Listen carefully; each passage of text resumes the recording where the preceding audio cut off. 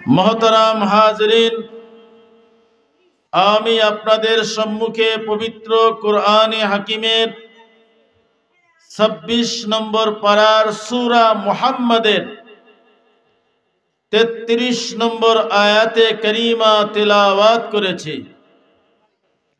বিশ্বনবী, শেষ নবী, মহানবী, জিন্দা নবী, হায়াতুন নবীর পবিত্র জবানের অসংখ্য অগণিত অমীয় বাণী হাদিস শরীফ থেকে একটি হাদিস পড়েছি।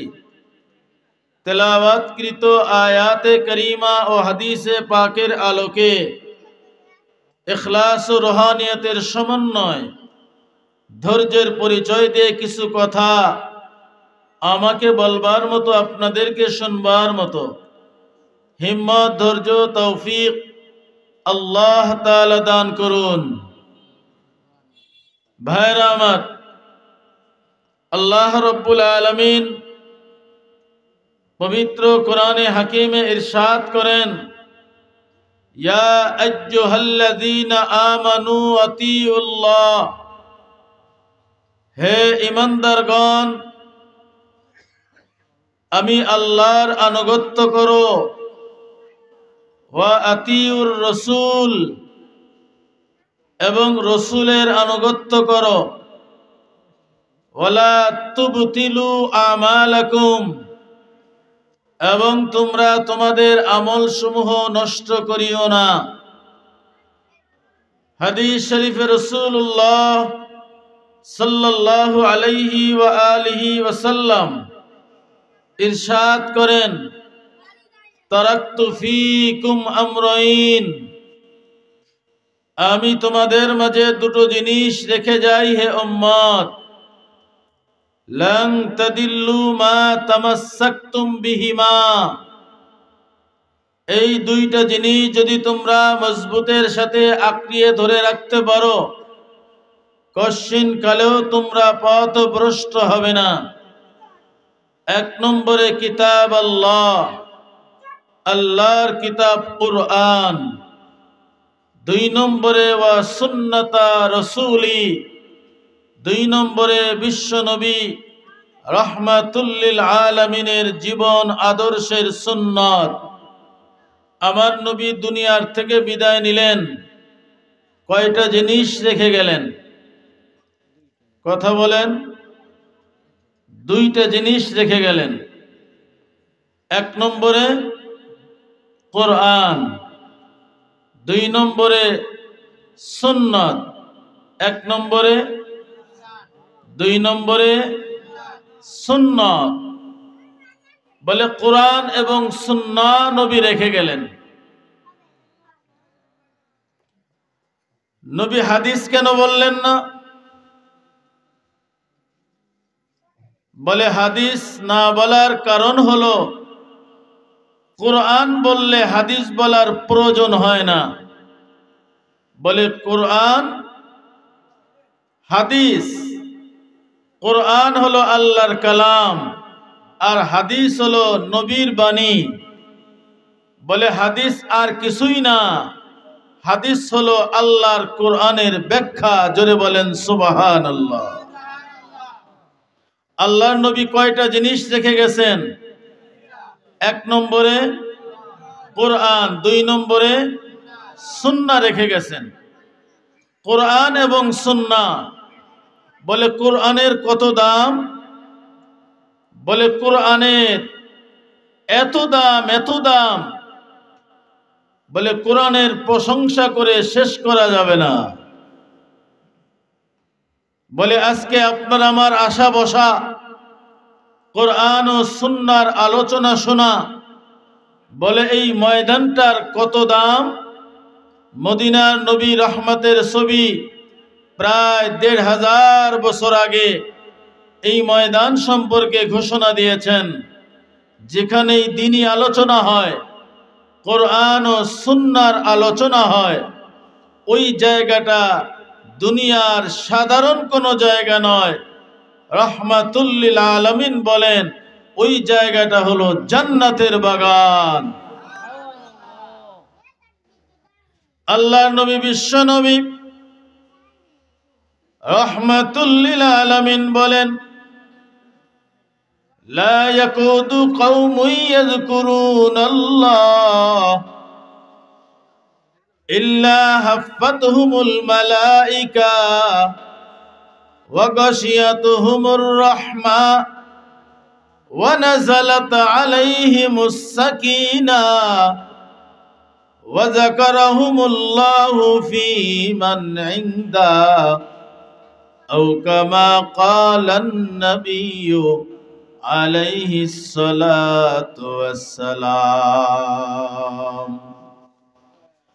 আল্লাহ নবী বিশ্ব নবী রাহমাতুল লিল আলামিন বলে, উম্মত, যেখানেই দ্বীনি আলোচনা হয়, কোরআনের আলোচনা হয়, আল্লাহ পাকের জিকির আজকার হয়, ওই জায়গাটা দুনিয়ার কোন সাধারণ জায়গা না। মদিনার নবী বলেন ওই জায়গাটা জান্নাতের বাগান। জান্নাতের বাগিচা আমরা আসতে পেরে খুশি না বেজার, কম না বেশি? বলে এই ময়দানের এত দাম, এত দাম। আল্লাহ পাকের রহমতের ফেরেশতারা এই জান্নাতের বাগিচার চতুর্দিক থেকে বেষ্টন করে আছে। সুবহানাল্লাহ। এক একজন ফেরেশতা চতুর্দিক থেকে ঘিরিয়া আল্লাহ রহমতের ফেরেশতারা এই ময়দানকে বেষ্টন করে আছে। আমার আল্লাহ পাক রব্বুল আলামিন ফেরেশতাদের ডাক দিয়ে বলেন, আমার ফেরেশতারা ওই কুশলা এলাকায়, বলে ফরিদিয়া ক্যাডেট মাদ্রাসায়, বলে এই ময়দানে কারা দ্বীনি আলোচনা করে আর কারা দ্বীনি আলোচনা শুনে আমি আল্লাহ জানতে চাই। ফেরেশতারা বলে, আল্লাহ, এই ময়দানে আপনার কিছু আশিক বান্দা, আপনার নবীর কিছু আশিক উম্মতরা এই ময়দানে সাধারণ বিছানায় বসে গেছে, কোরআন ও সুন্নাহর আলোচনা শুনতেছে। আমার আল্লাহ পাক ডাক দিয়ে বলে, ও আমার ফেরেশতারা, আমার বান্দাগুলি আমি আল্লাহর কাছে কি চাই? ফেরেশতারা বলে, আল্লাহ, আপনার বান্দাগুলি আপনি আল্লাহর মুলাকাত চায়। আল্লাহ পাক বলেন, আমার ফেরেশতারা, আমার বান্দাগুলি আর কি চায়? ফেরেশতারা বলে, আল্লাহ, আপনার বান্দারা আপনার তৈরি জান্নাত চায়। সুবহানাল্লাহ। আল্লাহ পাক ডাক দিয়ে বলেন, আমার ফেরেশতারা, আমার বান্দারা আর কি চায়? ফেরেশতারা বলে, আল্লাহ, আপনার বান্দারা আপনার তৈরি জাহান্নাম থেকে মুক্তি চায়। আল্লাহ পাক ডাক দিয়ে বলেন, ফেরেশতারা, আমার বান্দাগুলোকে আমি আল্লাহকে কোনোদিন দেখছে? ফেরেশতারা বলে, না আল্লাহ, আপনার বান্দারা আপনাকে কোনোদিন দেখে নাই। আমার জান্নাত দেখছে, আমার জাহান্নাম দেখছে। ফেরেশতারা বলে, না না, আপনার বান্দারা আপনার তৈরি জান্নাতও দেখে নাই, জাহান্নামও দেখে নাই।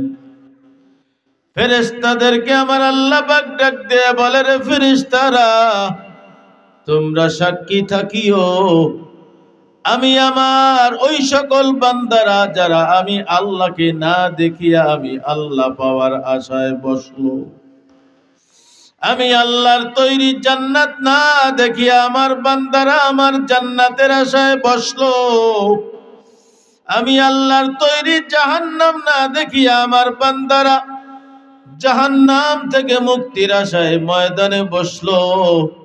ও ফেরেশতারা, তোমরা সাক্ষী থাকিও, আমার ওই সকল বান্দাদের জীবনের সব গুনাহ আমি আল্লাহ মাফ করে দিলাম।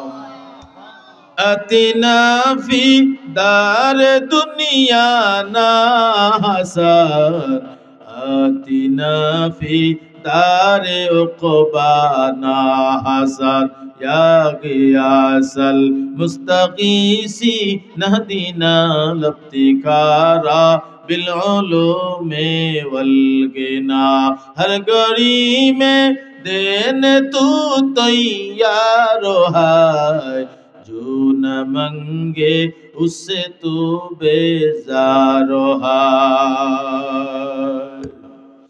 আমার আল্লাহর কাছে আমরা কোনোদিন চাই না ও আল্লাহ তুমি আমাকে মানুষ বানাইও, আমরা কোনোদিন আল্লাহর কাছে আবেদন করছি নাকি? আমার আল্লাহ পাক রব্বুল আলামিন ডাক দিয়ে বলে, বান্দা আমি আল্লাহর মতো দয়াময়, আমি আল্লাহর মতো প্রেমময় কেউ নাই। আমি আল্লাহর কাছে বান্দা কখনো তোমরা চাও নাই, আমি আল্লাহ তোমাদের চাওয়া ছাড়া আমার রহমতের নজর দিয়া আমি আল্লাহ রব্বুল আলামিন তোমাদেরকে মানুষ বানাইছি। সুবহানাল্লাহ। আমি আল্লাহ পাক যদি চাইতাম তোমার রূহটা একটা কুকুরের ভিতরে যদি দিতাম, ও বান্দা তুমি কুকুর হয়ে যাইতা। আমি তোমার রূহটা যদি একটা পাখির ভিতরে দিতাম তুমি পাখি হয়ে যাইতা। আমি আল্লাহ তোমাকে কুকুরও বানাইলাম না, আমি আল্লাহ পাখিও বানাইলাম না, আমি আল্লাহ রব্বুল আলামিন তোমাদেরকে মানুষ হিসেবে কবুল করেছি। আমি আল্লাহ পাক শুধু মানুষ বানায়া ক্ষান্ত করি নাই রে গোলাম। আমি আল্লাহ যদি চাইতাম আমি আল্লাহ তোমাকে হিন্দুর ঘরেও পাঠাইতে পারতাম। আমি আল্লাহ যদি চাইতাম তোমাকে খ্রিস্টানের ঘরে পাঠাইতে পারতাম। আমি আল্লাহ যদি চাইতাম তোমাকে বৌদ্ধের ঘরে পাঠাইতে পারতাম, ইহুদিদের ঘরে পাঠাইতে পারতাম। আমি আল্লাহ তোমাদের ইহুদিও বানাইলাম না, খ্রিস্টানও বানাইলাম না। আমি আল্লাহ তোমাদের বৌদ্ধ বানাইলাম না, হিন্দু বানাইলাম না। আমি আল্লাহ রহমতের নজর দিয়া আমি আল্লাহ তোমাদের মুসলমান হিসেবে কবুল করেছি।